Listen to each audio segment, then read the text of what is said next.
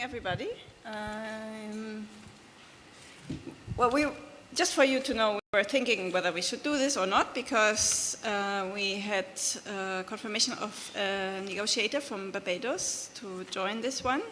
But as the plenary is now, which is kind of a competition also in terms of audience, he has to attend the plenary.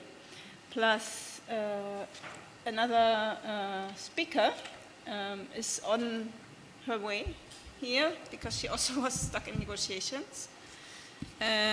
But we thought, although it's not a huge audience, but you all made your way here, and we understand sometimes it's long distances that you have to cover. We appreciate that, and in order to express our appreciation, we try our best to cover the topic, and maybe as we are not so many people, we also can use the chance to talk to each other instead of us entertaining you. So we'd also be interested in understanding your take and access to the issue of climate justice and debt, and how all that is interrelated, and how far the request for structural reforms of the international financial institutions and the Bridgetown Initiative are somehow linked to that. Hope that's all right. Nobody's running out, hearing no objections, it is so decided. Wonderful, so welcome again, officially. I am Nadja Charaby from the Rosa-Luxemburg Foundation. I work there as an advisor for international climate politics, and I'm happy to welcome my panelists here. Heidi Chow from Debt Justice UK. Welcome, Heidi. And my colleague Tetet Lauron from Rosa-Luxemburg-Stiftung, New York, also working on climate justice issues. And then later on, when Emilia Reyes comes, I'll introduce her, so you know too. So as the title says of this event, we want to look beyond the Bridgetown Initiative and look at the question of the transformation of the financial architecture for climate justice. You are probably all aware that the COVID pandemic squashed global south economies, and the exploding food and energy prices and consequence of the war in Ukraine made developing countries sink deeper and deeper into the debt crisis. Although official development aid has somehow been increasing, the ODA of the donor countries is still not matching the needs of poorer countries. Development is under threat more than ever. Additionally, the impacts of the climate crisis and costs related to dealing with the impacts of the climate crisis are increasing continuously. So, with all this, we see huge gaps in not only development finance, but also in climate finance. And what we observe is that global northern countries are still reluctant to provide the financing that is needed, and that is needed also in line with their historical responsibility. So discussions on this issue have been taken along and are very kind of critical in the negotiations here, also at COP28. A climate finance need of $6 trillion by 2030 is expected, and we see that even the promised $100 billion have not been delivered annually since 2020. Plus, additionally, even if the numbers are being accounted, we can question them because there are kind of assumptions, or they are kind of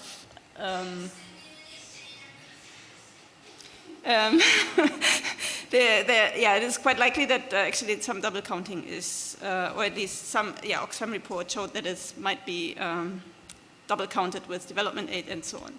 So at COP28, this major decision was made that multilateral development banks need to be reformed and make them fit for climate financing needs. Under the name of the Bridgetown Initiative, reforms for reforms to this kind of finance architecture were being promoted or proposed. And in this sense, the Bridgetown Initiative was very influential for the COP decision. We think that since COP27, maybe it has not taken off in the way it should have taken off. We saw the Paris Summit this year. We saw the Climate Ambition Summit of the General Secretary.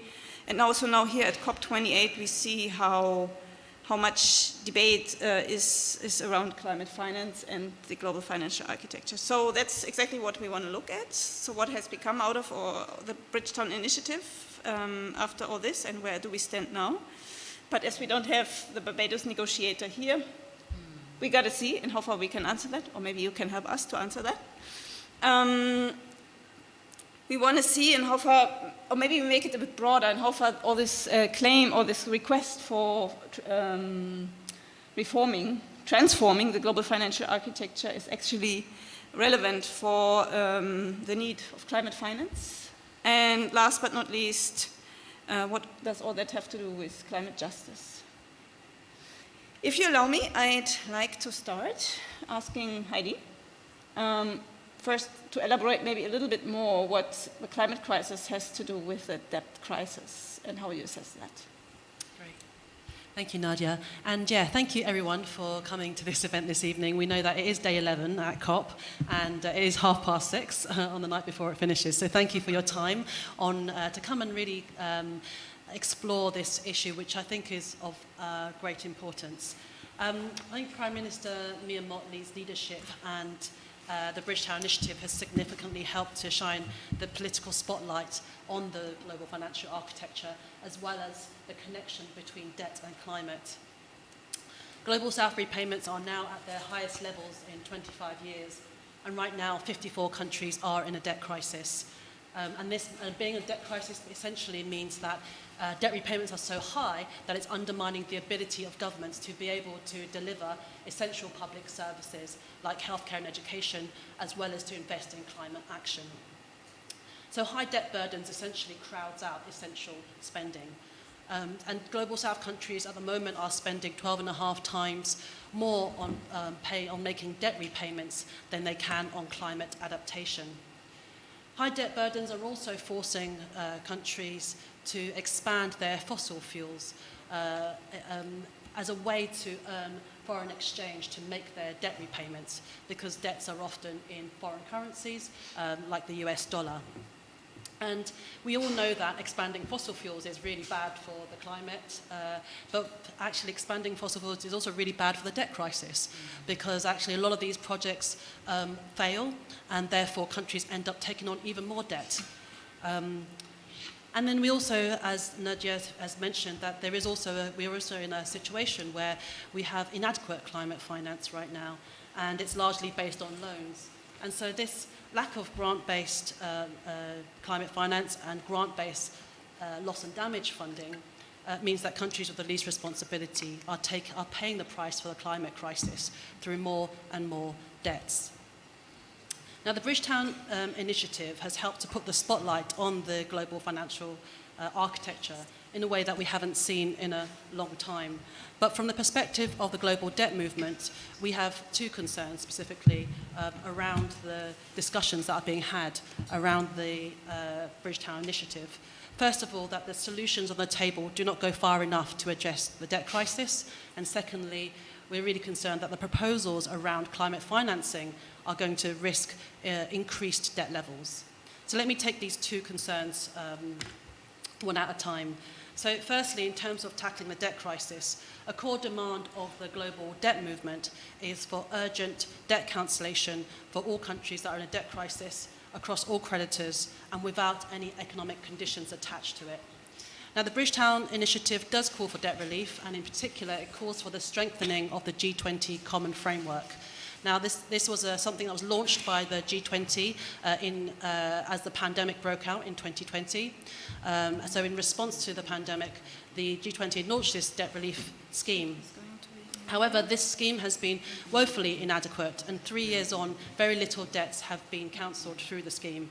The scheme itself is only open to low-income countries, and so countries like Sri Lanka and Suriname, who have had to default in the last couple of years, were not eligible to apply for this debt relief program. And the main problem with the scheme is that there's no way to compel private lenders like banks and hedge funds to come to the table to negotiate debt restructuring. And banks and hedge funds are never going to willingly offer themselves forward to offer debt relief because ultimately it hits their bottom line. And so the scheme needs something to compel private lenders to take part. The big finance firms that own the debts of 5 of the countries that are in a debt crisis are set to make up to $30 billion of profits if they don't cancel the debts of countries that are in a debt crisis right now. And so we need an enforcement mechanism, such as legislation, to bring private creditors to come to the table.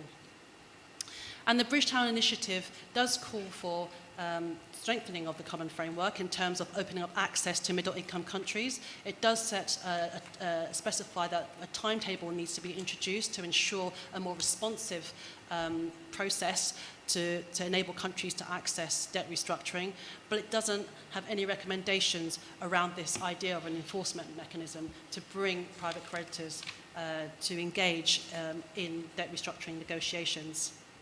The Bridgetown Initiative also focuses on other solutions to the debt crisis, which we believe are inadequate. So there is a focus on something called debt swaps, and these are financial products which essentially offers conditional debt relief, but in exchange for any resources released to be invested in climate climate goals or nature goals.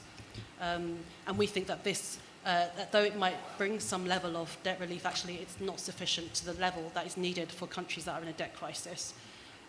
There's also, the Bridgetown Initiative also puts focus on debt suspension clauses. So this is when a country experiences a climate-related disaster like a flood or a hurricane, that its debts would then be suspended in the aftermath of such a climate-related disaster. However, though this might be helpful for future debt crises, it doesn't actually do anything to help the debt crisis that we are seeing right now, and that has been raging for at least 3 years.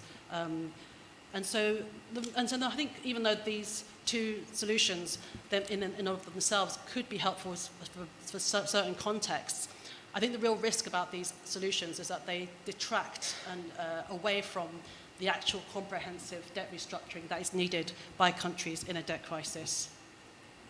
The second area of concern for us is the delivery of climate finance. Debt and climate groups across the world are demanding adequate, grant-based, public climate finance. Rich countries have consistently failed to reach the target of 100 billion per year as the climate finance goal, and most of what has been delivered has been in the form of loans rather than grants. And so without adequate grant-based climate finance, global south countries are forced to make up that shortfall through more and more debt. Last year we calculated that without that adequate grant-based climate finance, sub-Saharan African countries are set to take on an additional $1 trillion worth of debt over the next 10 years. And the Paris Summit in June that Macron convened as a response to the Bridgetown Initiative offered no new commitments for climate finance and instead offered proposals that increase the role of multilateral development banks and increase the role of private finance. And there are many issues around this, and I'm sure some of the other panelists will speak more to this. But from a debt perspective, increasing the role of private finance, increasing the role of private sector and multilateral development banks will essentially boils down to meaning more loans. And that's the last thing you want to give to highly indebted countries.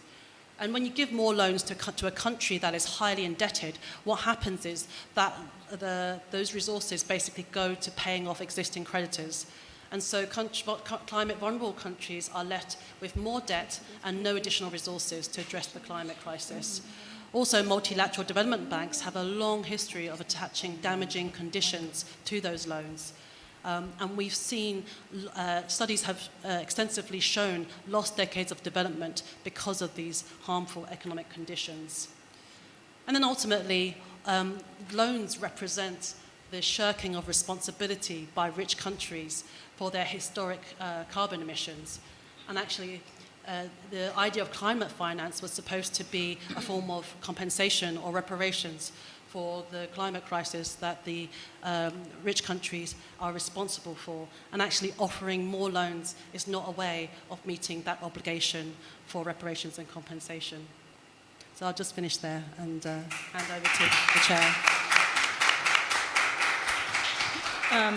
Thank you, Heidi, for this very strong opening assessment of actually the intersection of the climate and debt crisis, but then also in how far the solutions offered by the Bridgetown Initiative are meaningful or maybe are to be criticized. And I think one very crucial issue that you mentioned is that it's not really working for the debt crisis that is ongoing now since 3 years. And so Tetet, could you help us understand a little bit more about the Bridgetown Initiative, what it offers, where it came from, and then also in how far it is fit for serving the need, for example, of loss and damage? Because loss and damage is something that really needs finance, and I'd like to understand this connection. Thanks very much, Nadja, and of course, thanks to Heidi for laying the ground for critical conversations around the Bridgetown Initiative. So we had a similar side event on the Bridgetown last SB, in Bonn, where we had the Barbados representative explain to us that there is now a Bridgetown Initiative version 2.0. And when we looked at 2.0, it feels like version 1 is a much stronger version, It's more political, more, I feel, aligned with interests of developing countries. So I'm not quite sure, but there hasn't been any Bridgetown 3.0 yet, and especially not after the Macron summit, where personally I feel that Macron has stolen the thunder under, from Mia Mottley and Barbados and totally hijacked the agenda. So now it's really odd that it's only been a year since Mia Mottley made that big announcement at COP27, and now everybody seems to have forgotten about the Bridgetown Initiative already, except in the Barbados pavilion where it's still in the spotlight. So, okay, I'm not here to represent the Barbados government, no? But the little that I know about the Bridgetown Initiative is that it has quite a critical framing already around the structural deficiencies of the international financial architecture. So it starts from that, no? And they feel that the financial architecture has become increasingly at odds with the reality and the needs of the world today, making it totally unfit for purpose. So that much, I think we can all agree with that initial framing. But then, there comes the problem. There comes the problem.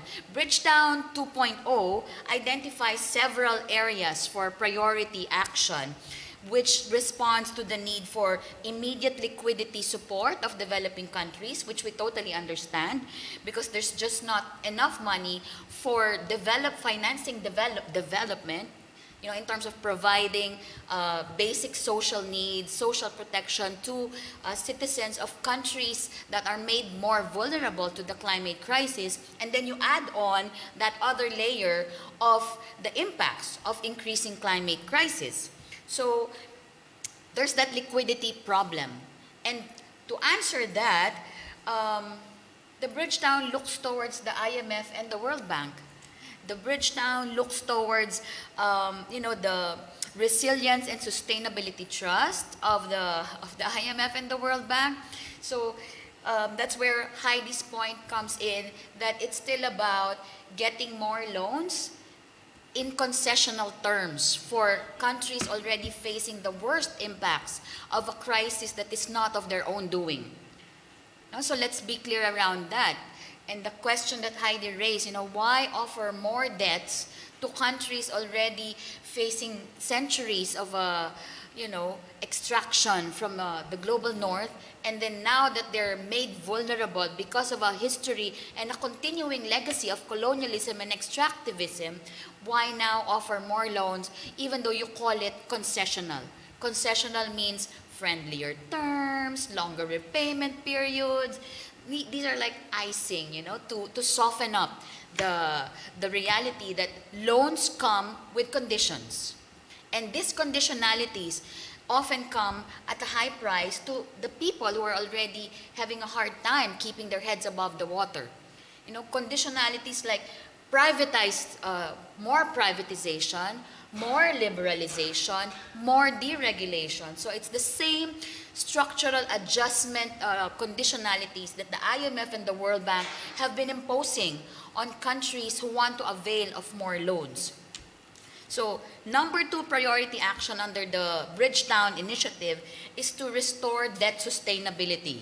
Again, it sounds nice and technical, but it only follows the G20 common framework, which is about, restructuring the debts, totally undermining the fact that these are mostly illegitimate debts, illegal debts that have lined the pockets of dictators in countries like mine.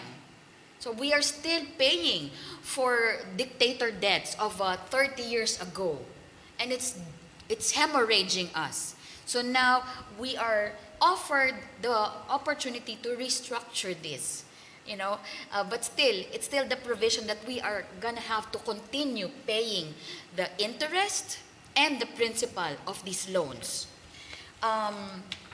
Nadja asked about what other elements are there in the Bridgetown, and this is where, it's really heartbreaking, but the Bridgetown Initiative still sees mobilizing private sector investments towards green and just transformation is a key enabler for developing countries. So we all know what private sector involvement means in terms of the lack of accountability, in terms of their priority areas of investments. Private sector will never invest in adaptation. It's not sexy for them. They would rather invest in mitigation, and that's the story that we've been hearing around in different spaces where climate finance goes. It's towards mitigation activities, solar panels, renewable energy. That's where they get their return on investments. Whereas in developing countries and our people, we need adaptation. We need loss and damage, no? And that is where I feel the greatest weakness of the Bridgetown Initiative lies. But let me go first to another key priority area under the Bridgetown, which is pretty progressive. That's why maybe it hasn't gone far enough. It's about ensuring that the multilateral trading system supports a green and just transformation. So it looks at the World Trade Organization, it looks at International Labor Organization, it looks at the UNCTAD as spaces for contestation, because that is where, unfair trade deals are being negotiated that harm developing countries the most. So it goes beyond the IMF and the World Bank and looks at trade, multilateral trade. So that's a good thing, but maybe that's also the reason why it's not going anywhere, because it goes beyond just the IMF and the World Bank. So where is loss and damage in the Bridgetown Initiative? It's not there. Loss and damage, we know it's already being felt, but the reality is, and there's an admission from our friends from Barbados that it doesn't talk about loss and damage finance much, because they're putting their hopes that the discussions around the transitional committee, would take the place, would be the space where loss and damage finance would be needed. But then we've been telling Barbados also in our advocacy with them that any discussion around loss and damage finance should be using $400 billion a year as a floor. And we do know that even though it's been gavelled at the opening of the COP, it's nowhere near the scale of finance that is needed to really, make an impact in loss and damage discussions. Because so far we've only heard about what? 400 million, 700 million, from the US it's 17.5 million. It's an insult It's an insult to developing countries, to people suffering the worst impacts of increasing climate change, to be given, a drop in the ocean. So where should the money come from? We've all been saying that. You know it as well as I do. Finance should be provided in line with the principles of the UNFCCC, which means common but differentiated responsibility, polluter pays, and of course the funding should be new, additional, predictable, precautionary, and adequate. We're not seeing that, right? So in terms of probably what are the outcomes from this COP that we could be happy about, it's very tokenistic. It's very tokenistic. So our calls to fill the fund remains valid, remains urgent, and our calls not to reform the international financial architecture. We're not after reforms. We're after the transformation of this financial architecture that is so unjust, so extractive, and it is still keeping the same order of things as if we were in a colonial in a colonial present. No? So we do not want to reform this international financial architecture to make it fit for purpose. We want to overhaul this financial architecture if it were to serve the needs of people from the global majority. It is not it's an architecture that has serious flaws in terms of democratic governance. It's accountable to its shareholders. That's why it's being run like a bank, like any other business. That is not the kind of financial architecture that we need at this point in time. So maybe I leave it at that, and Emilia can pick up from what we have said so far. Thank you.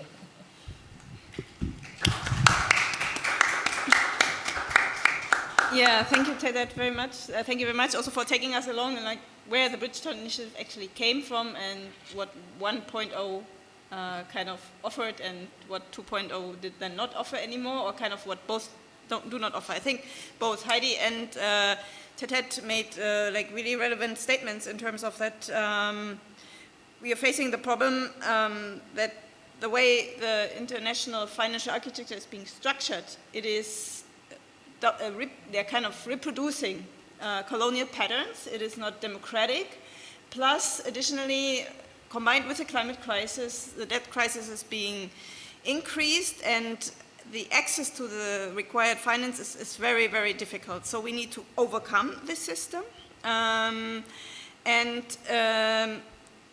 We also need to ask for the finance to be delivered in a way that it is not coming with concessions like privatization, commodification of I don't know what, education, nature, and so on. And something that's also become very fashionable is, I think, all these climate for debt or debt for climate swaps and so on. I think, Heidi, you mentioned them also. So my question to you, Emilia, is what would we need to really push for, I don't know, reforms or maybe an abolishment of the existing system and building up a new system that really includes, like Tetet also mentioned, trade, but also financial flows and financial justice at the end? Yes, thank you so much. Apologies for being late. I'm just happy to report that the Mexican delegation will include language on human rights and indigenous people's rights in the new iteration of Article 6. So this is where I was drafting the language. So apologies, but it's for a good cause. Yep. Thank you so much for starting this conversation and trying to bring up these topics, because I think the interesting thing about Bridgetown is not necessarily the content, but rather the invitation under the UNFCCC and this community to think about the global sphere, right? That we have been so limited in thinking climate finance under the bodies, the Green Climate Fund, the GEF, etc., and the tracks, the Standing Committee on Finance. So we don't get to see that actually the money for climate change or the climate emergency and even the environmental emergency it shouldn't be confined into this discussion. It's actually a very small, the mandate of the UNFCCC is not only quite reduced, but if you recall in its origins, the UNFCCC is a market entity. It was meant for to trade the carbon markets for mitigation. It started like that, and it has been across time that the civil society and social movements have fought first for including adaptation, and that was a social agenda that was rejected by, oh, you're making us waste our time, because everything was calculated in carbon emissions, but then of course in trade, how can we sell this so that we can profit from this? This was the origin of the UNFCCC. It's a trade entity by its origin, and slowly the civil society and social movements have included first adaptation, and then of course in the MOIs the means of implementation, the notion of capacity building, technology transfer, but also limited not to whatever is left out of the WTO, meaning we cannot deal here with issues of patents or what they call intellectual property rights, but it's not rights, because again it's like if we're giving rights to private entities. So we will just call it intellectual property agenda, which is precisely trying to trade from the, and to limit the development of technologies in the global south, and trying to keep on profiting from that exploitation in the global south. So there is not even room to talk about intellectual property here in the UNFCCC. But slowly all of these issues have been introduced, because it's like, what do we as developing countries need? And then very slowly the language on human rights, gender equality, indigenous peoples, and now loss and damage. It has taken us a long time, and people now coming here, they're surprised that we have Article 6 on markets and stuff, and they're like, what are they doing there? These are for solutions. This is the core of the UNFCCC. And all of the finance instruments are meant to support the core of the UNFCCC. That was all about Tokyo. And now we are coming with Paris, and it's a new framework because of new narratives have been introduced, but then still holds on true to its origins. So why the finance is only for that, for markets. So, and the loans is because you need to access the markets and engage in that. So now when we are seeing that when people talk about finance, they only talk about money, like, I want to spend money. We need money to spend and to invest in projects. But there's a more important dimension in the finance agenda, which is the normative agenda, which is the normative agenda of finance. And that means, what are the logics of the movements of the financial flows? What are the rulings, the regulations, and how the money will always be flowing into one direction and not in another direction? And that is why this is the normative direction that is related to this issue on the architecture, because the architecture is meant to ensure that the flows are always going into this, and they are the ones promoting this ruling, this regulation. So this is why this normative dimension is more important. And Bridgetown is trying to take us into that bigger view on, there is this architecture that is leading into these normatives, and if you recall, Miyamoto started saying debt cancellation and stuff because she was looking at the bigger picture, but then she got caught up in the existing architecture, which is calling again for the MDBs and stuff. But this is really important, because it is true. One, we have the figure that, oh, we need trillions for climate emergencies and whatever. But those trillions, the origins is happening elsewhere. It's happening in the financial sector, the bankings, the assets, management entities that are throwing trillions into the fossil fuels industry. And there is not even a regulatory process for that. So even when we say, let's move money to this, the source of the problem is here. So it's the source is bigger than the architecture itself. The source is, of course, the capitalistic system based on extraction, based on economic growth, which is exponential growth that leads to exponential extraction, exponential emissions, and exponential inequalities. So the combo is very bad.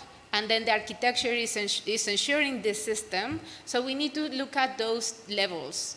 Because then, even if we try to deal with the architecture, the financial sector is functioning in a free manner. there's no entity dealing with that. So that is a problem that we as environmental community need to deal with. So this is why when we're thinking about what is the fit for purpose architecture, we need to deal first with that financial sector that we are not even talking about. The second level that we need to deal with is, in effect, trade, and not necessarily, yes, the trade that is happening here, but also the trade in the WTO, and also the bilateral trade. And that brings me to another debate, whether we need the financial architecture, because then the wealthy countries are already doing their global Green New Deals, not the Green New Deals, the regional, the US Green New Deals. So they say, we have it all sorted, we're gonna deal with this, but then this is the thing. For the global north to supposedly go into renewables energy, they have to make all of these new businesses in the new field of trade, which is the rare and critical minerals that will be extracted from the global south with deeper and deeper projects of mining, that we know now that to extract the same level of quality of the minerals that we had 20 years ago, we need to dig 9 times deeper because of how much we have extracted. So just to get the same quality, we need to we're gonna go into a massive new era of extraction. And this leaves me to say that these two elements, the financial and the trade fields, should be a red flag for us, and we're not even talking about it. And also, this is, from our end, we're trying to talk really about the planetary boundaries and not only limit ourselves to the climate change field, because then this is why all of the measures that are proposed here, and even by our colleagues in the global north pushing for the Green New Deals, they're doing a lot of harm because we are not seeing the bigger picture. So the planetary boundaries, biodiversity, ocean acidification, etc. But let's just talk about planetary boundaries in climate change and biodiversity, because that relates to the other sister convention, which is the Biodiversity Convention. What we're agreeing here that implies further more mining extraction is directly an attack on the integrity of biodiversity. And that is again in the global south. And so we are, even if we destroy the world through carbon emissions, we're destroying the world by depleting all of the ecosystems. And it's, when I say we, I'm mistaken, it's the global north, both. The extraction of the global north is 92% of the excess greenhouse emissions, and the extraction of material resource use by the global north globally is the 72% of the entire extraction. So again, it's the global north's responsibility. And this is when, indeed, the global financial architecture as we know it is again run by the global north, because they have all of the decision-making power in all of the spaces, and as I call it, in not only the formal, but also the informal or legitimate spaces of power, such as the G7 and the G20 and the Paris Club, etc., but also the formal and legitimate spaces of power, such as the UN and those. We have a phrase in Spanish, but I don't know if anybody can translate. Cachorros del imperio. So the IMF and the World Bank, they're like the the pets of the wealthy countries to operate themselves and to guard very fiercely the interest of these. So, but these are legitimate entities. These are formal entities acknowledged in the multilateral system. So this reform needs to, for us to address the legitimate and the illegitimate spaces of power, and in all of these fields. So trade is one important element, but not only in the WTO, but also especially in the bilateral agreements that are imposing on countries, especially on now these new waves of finance. Actually, on December 4, it was here at the COP, Finance Day, Gender Day, and Trade Day. So the WTO came here to offer deals to governments in the global south to tell you, oh, we have your pathway to development for you. You just need to sell all of your rare minerals to the global north for the Green New Deals. And then again is what is the transition for whom, so that the global north has renewables, whereas people in the global south have no electricity. So there is not even an assessment on if we are going to extract, then what are we going to use use it. The fair shares agenda, in which developing countries keep on needing to use fossil fuels, it is to deliver electricity and energy and rights for local people, but they're not even doing that because all of the trade flows go up to the global north. So again, this is the level of the colonial and imperial dimension. So then, so there are all of these fields, and then we say, here, there is not enough money. So again, people is obsessed with the monetary dimension of money, not the normative. But then even in the monetary dimension, they say there is not enough money to pay for all of the things that we need to do. Yes, there is. There is enough money, and actually it's money that's flowing from the global south to the global north on all of the illicit financial flows. I think that in the terms of illicit financial flows, that is the tax justice agenda.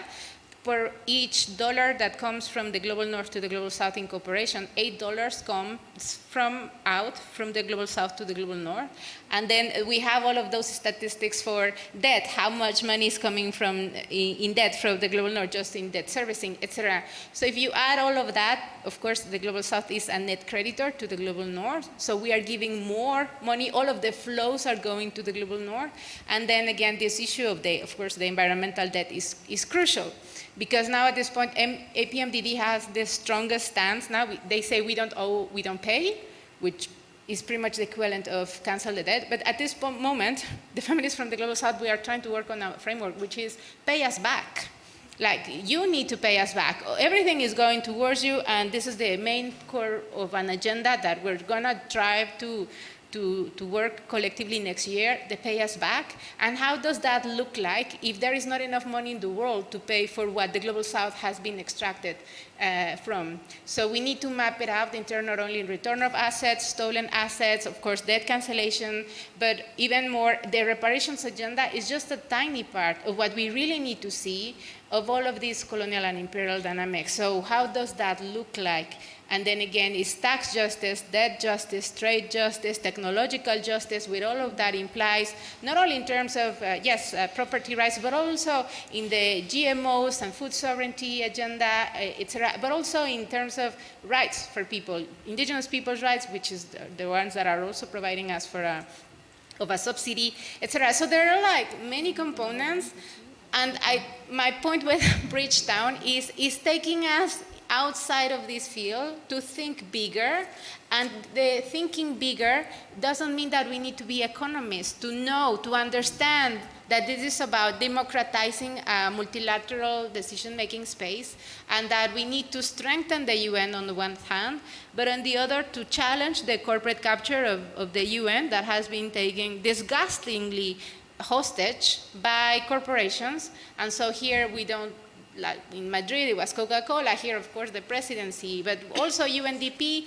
investing in projects with fossil fuels in Latin America, UNICEF receiving funding from Formula One, which is also related to fossil fuels, or Nestlé, which is displacing communities, stealing water, etc. So you give us the name of the agency, we will tell you which corporations is taking them hostage. So this challenge of tackling corporate capture in the UN is really important, including by firing the existing Secretary General. That will be my first step, to be honest, and then Amina Mohammed, but then this could be, we can debate who goes first, but this is really important. We need to reclaim the UN back, of course, reclaim the UNFCCC, but also see it as a comprehensive agenda.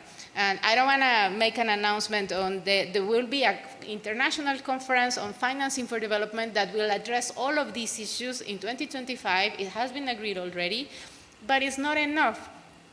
However, in each of these fields, we have a proposal of how a global institution or how an architecture will look like tackling all of these issues, like in tax, a UN Global Tax Convention, on debt, UN workout mechanism, on trade. We want to dismantle the WTO and bring a new system, a new entity for fair trade that is sustainable, etc. On technology, we want a global technology assessment mechanism, and so on. So this means like taking ownership of and understanding what are the flows. And of course, I didn't mention the financial flows, but we need to start talking about the regulation of the financial sector and addressing that as a community, both in the economic justice and environmental justice And so there are elements that we're not tackling. And now, but also, do the economic justice people have all of what we need, the ideas that we need? No,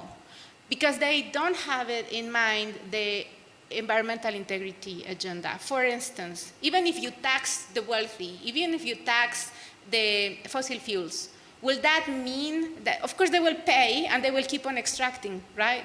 It's very easy for them to pay. So money is not the answer, it's a transformation of the system. So how are we transforming the system? So this is why there are other proposals, for instance, for the Global North to degrow the ways of production and consumption. Production being the key word, not consumption. So all of you white people think that, oh, I'm gonna go and use my bamboo toothbrush and bake my bread at home. No, stop it, people.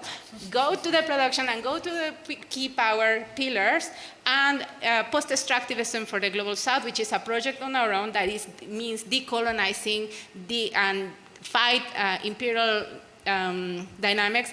And from our end, that means de-link the Global South from the Global North. We have a project on how that de-linking will look like, but to be honest, we don't want to have anything to do with white people anymore. So we want to have our own work, strengthening regional processes. So that is something that is key, especially because we think that in the achieving sovereignty, monetary sovereignty, policy sovereignty, that will mean that we will get a huge lot of sanctions. And as we are now, we will not be able to survive economic sanctions and all of the trade sanctions, etc. We need to be able to build networks in solidarity. So you see that this relates also in a bigger picture on how is our project of a new way to live together.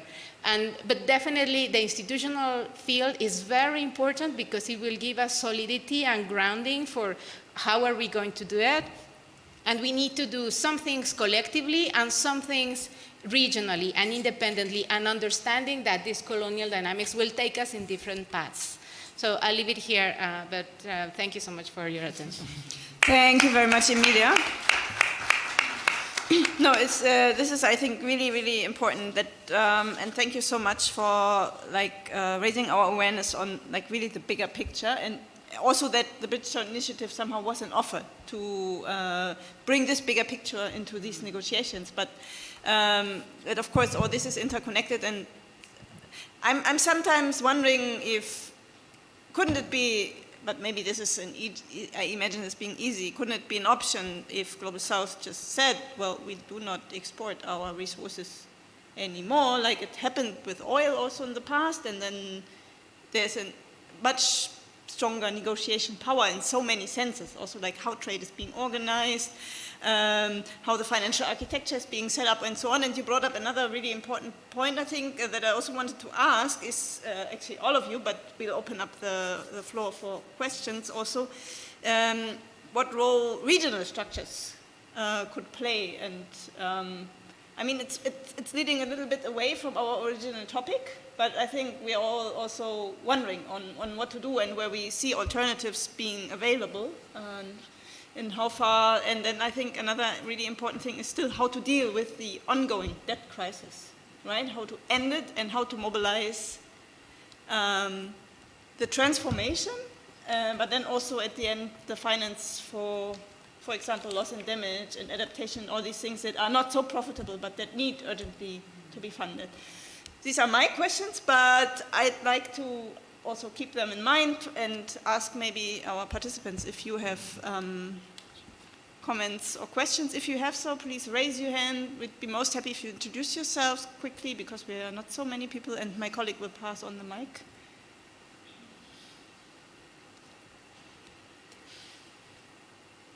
You can also disagree.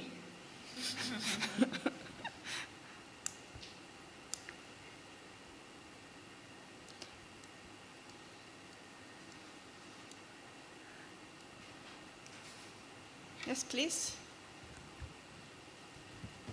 Yes, thank you very much.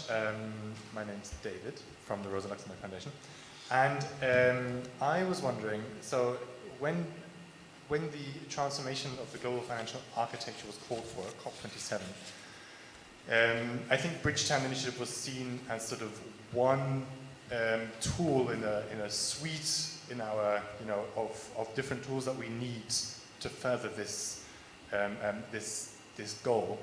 And I've been following the discussions around the loss and damage fund a bit, and there's this constant talk of innovative sources. And I always get very nervous when I hear this term of innovative sources, because it's normally argued for by Global North representatives, so it's things like definition swaps and all these kind of market-based things. But then recently, particularly in the UN Climate Ambition Summit, I was sort of hearing statements around actually sort of finding legal instruments with which to tax global corporations, and also leading on from that, we have the UN Tax Convention this year, and I was just wondering whether I'm naive in pinning my hopes on the UN Tax Convention, on actually being part of this suite of options. That's one question I have.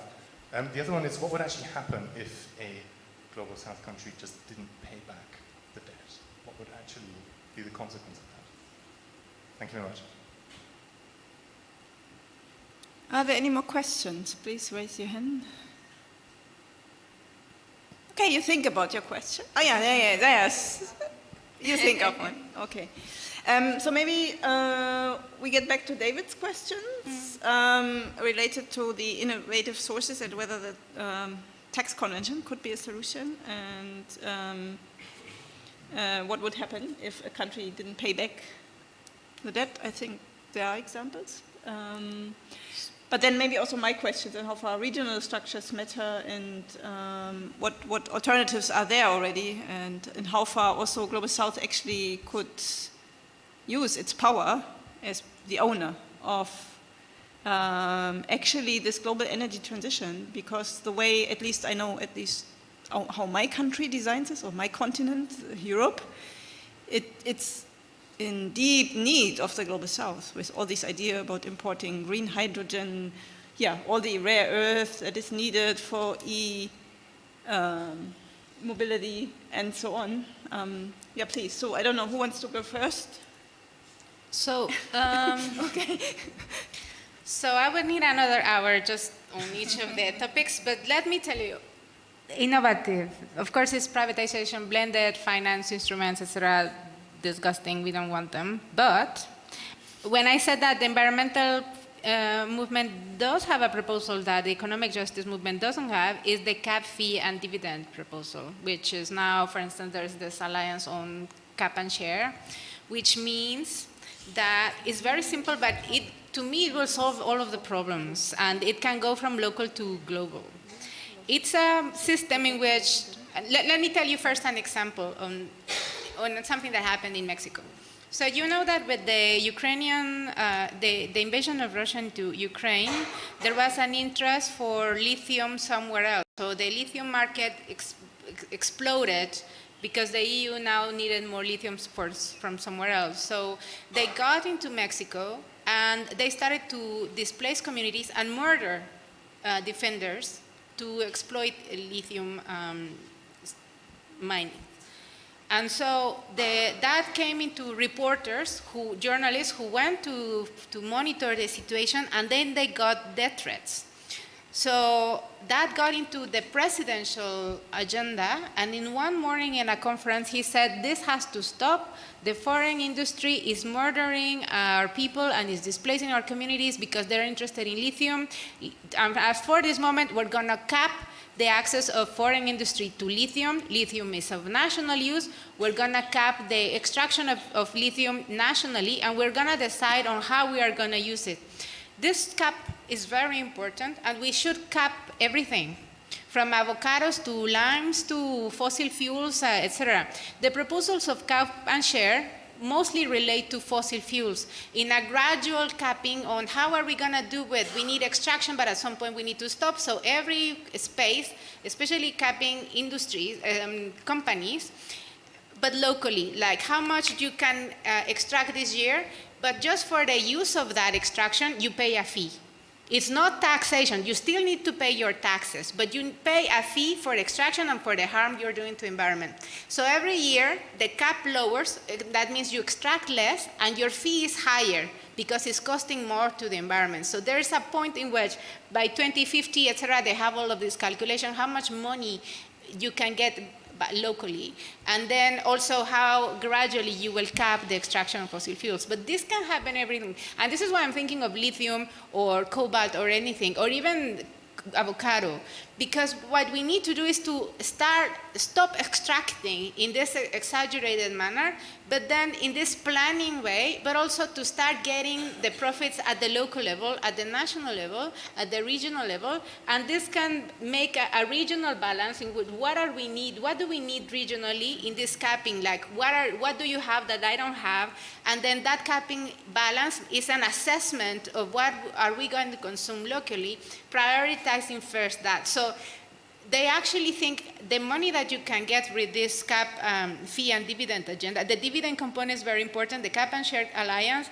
is saying with all of that money, we give money to the Loss and Damage Fund, to any fund that we want. We give reparations, and they're actually saying we give social floors for everybody. So we can even give direct cash transfer to everybody, because the money is just, there is no limit if you are capping each mineral, fossil fuels, etc. So this is like an opportunity to go back to reclaiming a sovereignty on your assets and your resources beyond tax. And this is the point, because taxation talks about redistribution, but only in the financial way. But in this case, and it's redistribution, if you tax the wealthy, they're in the global north. So the money will remain in the global north. So how you redistribute? Precisely with the extraction agenda. And this is why the Cap and Share shifts all of the logic on how are you going to mobilize the money and where the money is going to stay, which is the most important thing. So I think the Cap and Share, or the principle, it's called Cap, Fee, and Dividend. Go check it out. There is an alliance. They have many proposals. But I think this is really important. And it goes to the regional arrangement. Because on the other hand, what would happen if the Global South would stop paying? We would be crushed in a week. So this is why I also warn about people saying, oh, the Global South needs to do this. No, the people in the global, that has to be done in the Global North. You have to fight in the Global North, you have to mobilize, and because we are going to be smashed. So this is why when we talk about delinking and all of these plans, we need time to implement, to think, and to plan, and this delinking process is really on these economic points of entry, but definitely my point is that we really need to have the Global North mobilizing and tackling all of these sources of power. And I think I need to go because my delegate on Article 6 is literally texting me help. Thank you very much, Emilia. I think we forgive you. Thank you for having taken the time to contribute.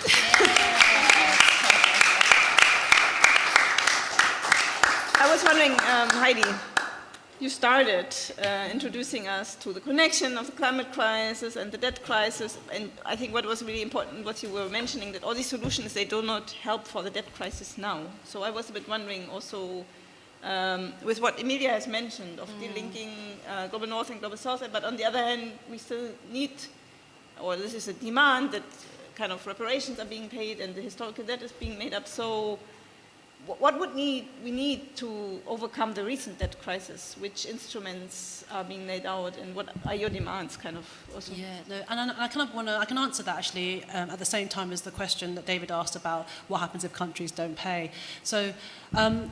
So at the moment, my organisation, Debt Justice, we work in the UK, and we are actually running a campaign to try and bring in new legislation which will compel private creditors to come to the table to negotiate debt cancellation.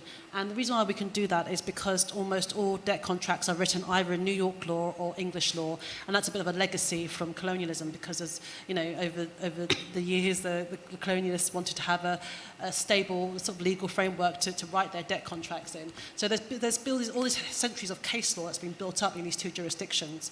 So that makes these two jurisdictions quite strategic. A little bit what Emilia was saying about fighting this battle in the global north. And actually, we have an opportunity in the UK because we've got a general election next year, potential change of government. There's interest in the New York Assembly, so our American allies have an opportunity. And potentially, if we could regulate in both jurisdictions, we would cover almost every debt contract in the world. But that is a medium-term solution because legislation takes time to win, and even if you can get a political party to agree to do that, there is a political process to go through to get legislation. But in terms of what can be done today, actually we often talk about countries needing to default as a way to bring a credible threat, and the threat of default as a way to bring private creditors to a table today. And often there's a lot of scare tactics around defaulting. So countries are very reluctant, global south countries are very reluctant to default because they're really worried about being ostracized in the global economic community and being seen as a pariah state. And there's all these threats about, oh, if you default, then you're going to affect your credit rating. No one's ever going to lend to you again. You're going to lose all credibility in the global world stage and all this kind of stuff. But actually, these are all empty. Actually, we've seen studies which show time and time and again that actually when countries default or when countries do have debt cancellation, they're still able to lend, because actually the logic of the market is that if you have a level of debt cancellation or you default, actually you're going to restore your finances back to a sustainable level. So actually the markets will look at you favourably, and it show that actually you can lend, and therefore it doesn't really affect your credit rating in that sense. But what we're really calling on is for other governments to support global south countries that do go into default, to actually say they need political support to do that. And the World Bank actually has a policy, it's quite technical, it's called lending into arrears policy, but essentially it means that it shouldn't really lend to countries unless they are not paying their existing creditors, because if the IMF was to give a loan and the country is still paying its other creditors, then that loan would just go directly to the other creditors. So, but the IMF doesn't always enforce this. It doesn't always implement its own policy. And so these are the kinds of things that could happen immediately to deal with debt crisis today, which don't involve lengthy processes, but it does involve getting support from a bunch of countries to support a country going through default, to actually stay in default. And actually the threat of default does bring private creditors to the table, because they're really worried that if a country defaults, they're going to get nothing. Whereas actually if they come to the table and negotiate something, they might get a bit of something. So I would say short term is these kinds of options, and then medium term is something like legislation, and then long term is the sort of UN debt workout mechanism that Emilia also kind of mentioned in her piece as well. May I insist on the connection to how to deal then with the climate crisis? I mean, then you maybe get rid of your immediate debt, but do you have enough capacities, resources then to deal with the climate crisis? Yeah, may not be, because you are not, so when you cancel debt, you actually not necessarily, you might not be releasing excess resources, because countries can't afford to pay anyway. So when you cancel a debt, you're actually only just giving them a bit of breathing space. So that's why we call for debt cancellation when it comes to debt and climate, but we also call for this kind of idea of adequate grant-based public funding, like the public climate finance. So this is where the two things need to work in conjunction. So we fight on both fronts. Tetet, anything you want to add to that, especially on also the question is then again how to mobilize the funds for example, loss and damage, but you do not only need to talk about loss and damage. I know. Don't worry. Yeah, I think on your question around the regional blocks, how useful are they? I think we also need to recognize that neo-colonial relationships continue today.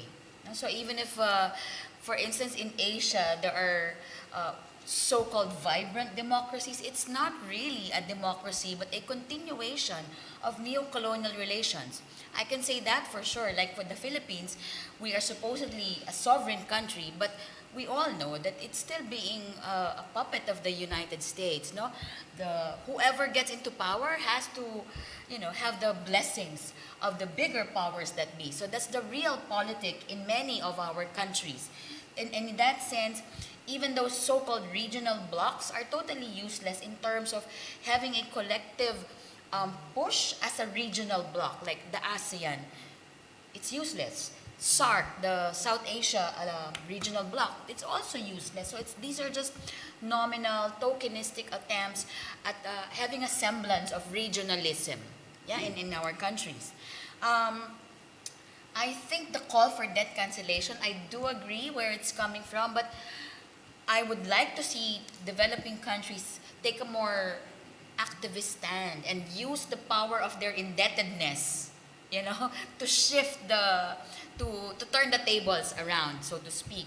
And in that sense, it's like when you talk about debt cancellation, it still gives the power to the donors, to the creditors. But when you talk about repudiation, it's about us in developing countries not recognizing the legitimacy of these debts in the first place. Like, we do not recognize debts that have harmed the people, the environment. That's why we will not honor and pay those debts and not service those interests. So I'm hoping that we can have that momentum within our movements when our governments will say, we do not recognize these debts. We do not ask for cancellation, but, you know, turning this narrative and giving the power to developing countries by virtue of their indebtedness. So maybe we're still a long way from that. Now, in terms of actually freeing up money, I think those questions around innovative sources of finance, it's quite dangerous, really. No? It's a dangerous distraction, because as Emilia and Heidi has already mentioned, it only makes it more palatable, acceptable, the entry of private sector investments. And that's, you know, it's like investments. You're cashing in on the climate crisis with huge return on investments. No? It's about profiteering from this climate crisis. So for me, we can talk about innovative sources of finance, but it should be progressive, you know, science-based, needs-based, and not something that puts the burden again on developing countries and communities. And innovative sources of finance can supplement, but it does not and will not replace historical obligations, legal obligations of rich countries to pay up. Because that's how, and that's why we are getting so distracted in all of these conversations around climate finance. We are being pushed that bitter pill of, you know, everyone contributes to the loss and damage fund, parties in a position to do so, the US invoking that, you know, it doesn't constitute a legal, you know, that it's not compensation, etc., etc. So they're really muddling the conversation and in trying to evade their legal obligation to pay up for the mess that they have created and intensifies up to today. So that's why there's a lot of, you know, conflation. We're giving money for development assistance, ODA. It's not ODA. There's a clear firewall between what is development finance. It's for poverty reduction. Of course, it should be climate proofed, but it does not take away, you know, climate finance as new and additional money on top of official development assistance. And neither does humanitarian assistance would suffice, no? So there has to be clear firewalls. Humanitarian assistance is already dwindling. It's not enough and it's dwindling. So do not put all monies coming from the global north in one big pot and say that it's all for poverty, climate, disasters, etc. There should be clear obligations under the convention, and that's what rich countries are trying to continuously water down. So for us, I think for civil society, it's quite clear. We need to keep pushing for the historical responsibility to pay up, and countries, rich countries, can be challenged, should be opposed, you know, for continuing to find the money to subsidize fossil fuel industries, to subsidize extraction, to subsidize wars of aggression, while saying that there is no money, there's no finance for climate action, for climate justice. So priorities, political will, and strong social movements to challenge the powers that be. I think that would be, you know, really, really key for all of us here, because we are facing huge, huge enemies out there.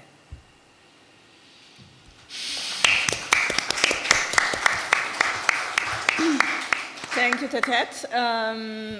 Like really strong demands, but I think not impossible, because the money is there.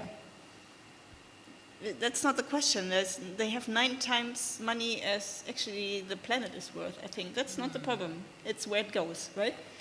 Okay, now we see many hands popping up. I'd like, so I see 4 questions. Can you take 4 questions? Or maybe we do 2 and 2? Okay, so you first, and then we go there, and then there, and then there. But first we take 2 questions, and then... Okay, hi, my name is Alexandra, and I have a question about alternatives in the north, in the global north. Because I think resistance is one beginning of what you're talking about right now, and opening up the conversation to the bigger picture, and just, first of all, just stopping the global north from continuing this harm, but then what else, you know? I think these are questions that we don't talk much more about. Where are we directing as the global north? Because it seems like so many people have, and I'm not talking we here, I'm talking about we as a very dynamic, because there are so many different livelihoods in the global north. I'm from Sweden, and then several Sami communities, they know about different livelihoods, but it seems like so many people in the global north are so stuck in this modernist way of life that we have just completely forgotten what alternatives could be like. And how do we move beyond just thinking about the financial architecture, but thinking about what alternatives can we envision, and where do we start the conversation there? Thank you. This gentleman. Thanks very much. Hi, my name is Chidi Nobihara. I'm one of the co-founders of the COP26 Climate Action Plan, Senior Research Fellow at Project Drawdown, and an advisor at SBTI. I cannot thank you enough for your very clear statement of how dangerous it is to allow this process, and maybe even our global financial architecture, to confuse ODA with climate finance. It's a gigantic problem that very few people notice, so thank you. That was very important. But within that comes a really big question, I think. Because while we're trying to look at the financial architecture as it exists now, and ask questions about how we change it to make it better, fairer, more equitable, more efficient, the reason why we're making those changes is because we want to try and change the underlying economy that it supports. The only way you get a just transition, a global just transition, is if many of the value chains for our transition industries are equitably spread in partnership between the global north and the global south. A typical example is, I think, Indonesia turning down Elon Musk a little while ago when he came in and said he wanted to extract lithium or other rare earths from one of the islands. And they said, no, you build your factory here, because then you create jobs, you lift people up. And I think it's particularly important because if global south countries don't have that manufacturing capacity, don't have those jobs, they can't pay back the debt. So you get into this horrible cycle of constantly borrowing to cover last borrowing, but forgetting the real economy impacts of this, global financial architecture. So I wanted to allow the panelists, if they wanted to comment on the real meaning, the real motivation, the real drive, the real goals of changing our global financial architecture so that we get the kind of just transition that we all want to see. Thanks very much. Maybe that's enough questions for now? How much time have we got? 15 minutes. Should we take all 4 questions in one go? Yeah, we'll take it. Okay, we take all 4 questions in one go, and then that is also the closing, kind of, because we have 15 minutes left, and They want to go. they want me. We have to finish on time. Good night. Hi, Mariam Williams here. Just 2 things I wanted to flag. One is that I think we have to deconstruct this whole notion of innovative finance. Because what is innovative about it? A blue bond, a green bond, it's still a bond. It's still a debt, right? And so we've been bamboozled with this idea of innovative finance, blended finance. We're talking about the same thing, PPPs, right? That we've had in the global financial set of instruments. What are the real new instruments that we're talking about? We're coloring them in different color. We're putting old wine in new bottle, and we're talking about innovative finance, and people get excited about it. And the consequences are not any more dramatically different. Slight variation, of course, right? We can talk about gender bonds, and we're going to take the proceeds and empower women and so forth. But the fact is that at some point along the line, the debt has to be paid. And how do we deal with that? How do we generate earnings? Then I have a really particular technical question about, I don't remember your name. Heidi? Heidi. Yes, when you talked about changing the regulatory laws to allow private sector to force them, right, to come to the table, right, the holdouts, because one holdout can actually. But what do we do about vulture funds? Because the case of Argentina is quite instructive. Huh? Argentina did walk away from the debt, right, and they had to come back to the table, and now Argentina, 50% poverty, has led to the election of this climate denier. So there are consequences of having a system that doesn't deal with the structural issues around debt. But what do we do with vulture funds who actually will buy up the debt? So Argentina debt could sell at 80 cents on the dollar, and then they buy the debt and they approach Argentina and say, I'm holding your debt. And you now need to pay me $10 on the dollar. And so the whole Argentina then gets more debt. So I think we also have to look at this vulture fund. And there was a while back, a little bit of campaign on dealing with vulture funds, but I'm not sure, I haven't been following it, so I don't know what's going on. And then we also have to reintroduce this notion of odious debt, right? That there's some debt that were contracted by governments, or not even by governments, that were military or they're under dictatorship and those kinds of debt. And which is why we started thinking about in Latin and other places about assessing the debt. And many governments simply inherit the debt. Right? I'm sure in the Caribbean we've inherited the debt from colonialism all the way. And we've never done an assessment of it. Successive governments simply assume that debt. Nobody's ever really questioned it and gone back to deconstruct and say, really, what do we really hold?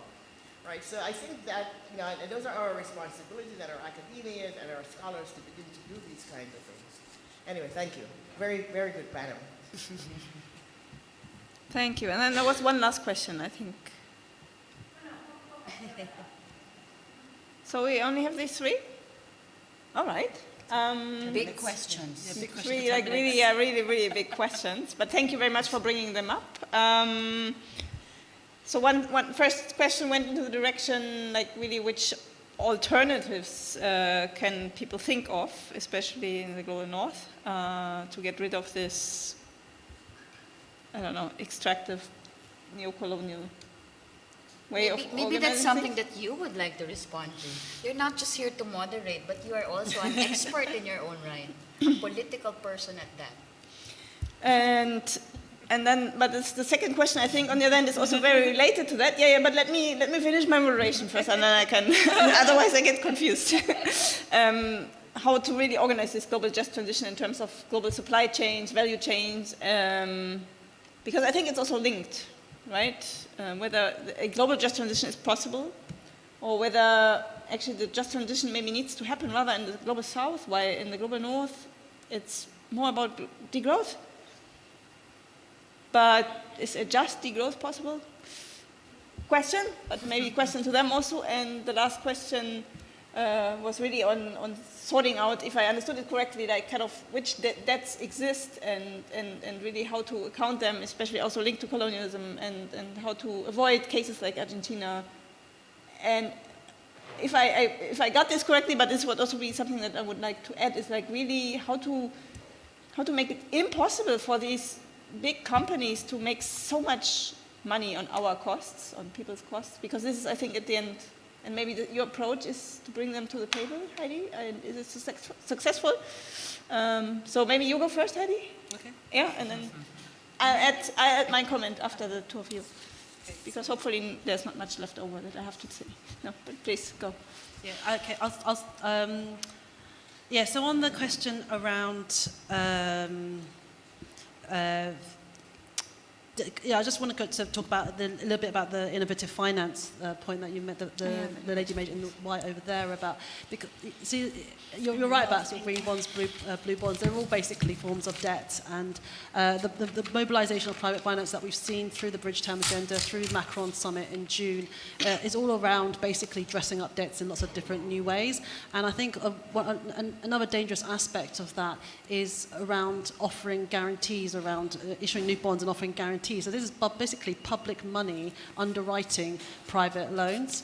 So a lot of the debt crisis of the 1970s, 80s, 90s, and the debt crisis we're seeing now was actually originated from the fact that there was a lot of debts being pushed to the global south. You know, there's a big amount of liquidity sloshing around in the 1970s, and then lots of loans are being pushed onto the global south. In the current debt crisis in the after the global financial crash of 2008, again, low interest rates in the global north meant that speculators went to the global south to hope to get higher returns. But in both those situations, what we saw was essentially private creditors lending irresponsibly to the global south, but at very high interest rates. And so when things go wrong, actually the private creditors actually need to take a hit. They lend at high interest rates because they say that the loan was a risky one because of global south represents a financial risk to private firms. And so actually when that risk materializes, they need to take the hit. But what happened in the 1980s and what's happening again now is that instead of taking a hit, IMF is bailing out these private creditors. And so what that means is it sows the seeds for future debt crisis. So that's what these guarantees do, essentially. The guarantees that essentially underwrite reckless and risky lending. And so we're really concerned that this will kind of sow the seeds for future debt crisis as well. In terms of the legislation and vulture funds, so in 2010, the UK did pass legislation which actually dealt with culture funds connected with the Highly Indebted Poor Countries Initiative, the HIPC initiative, which came out of the 2000s campaign around debt cancellation. And that legislation was connected very much to that specific debt cancellation scheme. So the legislation that we are currently working on, advocating for, is going to be, it's actually, which we're hoping that it will be more timeless than that piece of legislation. But there is a precedent for that legislation to be in place. And the current legislation we're fighting for will also deal with this idea of vulture funds, because actually Sri Lanka, which went into default last year, they're currently being sued in the New York courts by a private firm called Hamilton Reserve Bank, and we don't know exactly when they bought their bonds, but we suspect, because there's not a lot of transparency in the bond market, but we suspect they bought them at very low price in order to press Sri Lanka for full repayment through the court system. So we're hoping that this legislation will deal with the vulture funds issue. In terms of the ODS debts, I think a lot of our Global South allies, like, for example, APMDD, are doing things like debt audits, which is precisely to do this very thing, actually looking at the debts owed by their governments and figuring out, actually, let's unpick some of this and actually identifying which ones are odious. But odious debts is something that we as campaigners classify debts. There's not a legal term in it of its right, so it's actually very difficult to say that this is odious and therefore we're not paying it from a kind of debt architecture point of view, but certainly from a movement point of view, it's a very powerful narrative that we should be talking about more. I'm just conscious of time, so I should pass on to another speaker.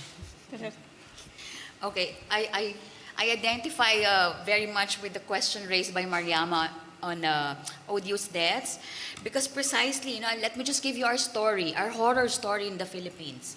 There's a $2.2 billion loan for the Bataan nuclear power plant that was that has yet to produce a single watt of electricity. This project was done during the height of the Marcos dictatorship. So it was like in the late 70s, early 80s. So every day, the Filipino people is really hemorrhaging on repaying those loans. Like for 2 decades now, we have paid 61 billion pesos. like a billion US dollars. But still, we owe creditors more than $1 billion for a power plant that has never produced a single watt of electricity. So that is a classic example of an odious debt that has really harmed, our budget in terms of social services, etc. So we have, those elephant projects, pet projects by dictators. It's very hard to conduct a debt audit, but you can easily see which are those white elephant projects that are just rotting away, but still continues to be a huge drain in our national budgets. We can and we should be continuing, our advocacy and our campaigning to write off those debts. We should also call on the rich countries that serve as havens for, illegal gotten wealth from countries like the Philippines, Switzerland, those Swiss bank accounts are there. And I think that's one of the reasons also why there's the son of the dictator is back as president in our country. They want to get their hands on those stolen assets that lie there in Swiss bank accounts. So we should really be clearly following up on all of these things.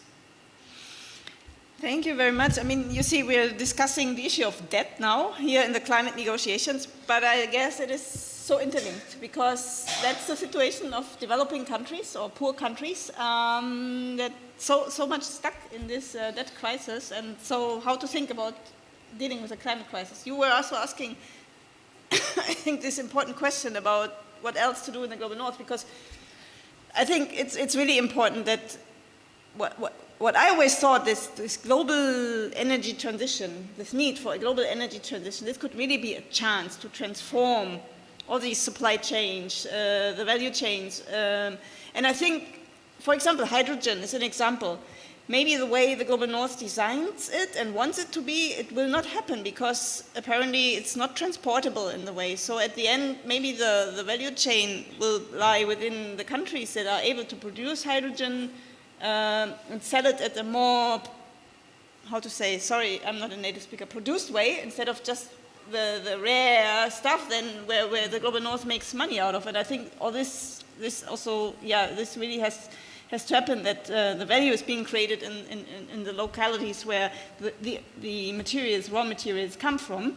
And if Global North is honest about this need for this global energy transition, then it is up to the Global North to transfer technology, but not in a way that we transfer technology in order to sell it, but in order to really help develop it. And then maybe we also get part of a share, but in a way we really pay for its value. The other thing is, also I think there are many options, like this addiction to growth. I think we really need to overcome it, and I mean the narrative is just it's possible in a green way. Just green growth is possible, but this is not overcoming the system that lies behind it, right? So I think this is also what we need to do, and then there are of course smaller scale options like circular economy and I don't know what, because the resources of the planet are definitely limited. I saw your hand coming up, but I also have